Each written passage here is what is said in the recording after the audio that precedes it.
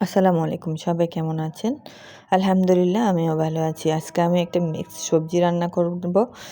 ঘরে থাকা উপকরণ দিয়ে মিক্স সবজিটা রান্না করব। আমি চুলায় একটা প্যান বসিয়ে দিলাম। প্যান গরম করে প্যানটির মধ্যে তেল দিয়ে দিলাম। এবার তেলগুলোকে ভালোভাবে গরম করে নিব। তারপর পেঁয়াজ দিয়ে দিব।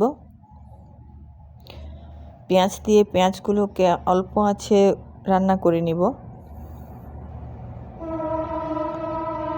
তারপর একে একে লবণ, হলুদ, মরিচ দিয়ে দিব।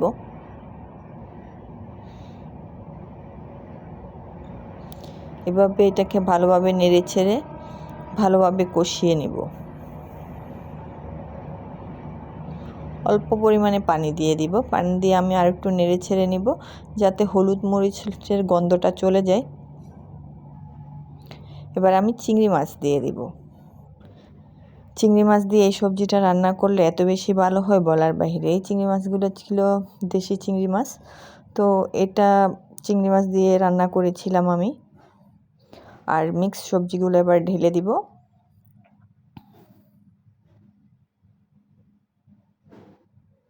এবার নেড়ে ছেড়ে চুলায় বসিয়ে দিব রান্নার জন্য।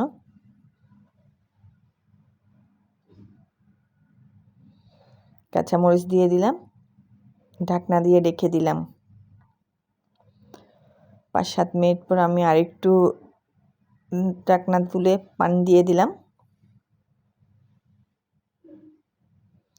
তারপর একটু নেড়ে ছেড়ে দিব।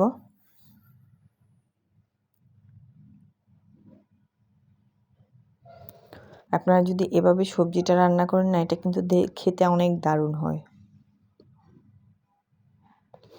আমি আবার ঢাকনা দিয়ে ডেকে এটাকে 5 থেকে 7 মিনিট রান্না করে নিয়েছি। তারপর ধনিয়া পাতা দিয়ে রান্নাটা শেষ করে নিব আমি। এবার আমি আপনাদেরকে একটু পরিবেশন করে দেখাবো রান্নাটা কেমন হয়েছে।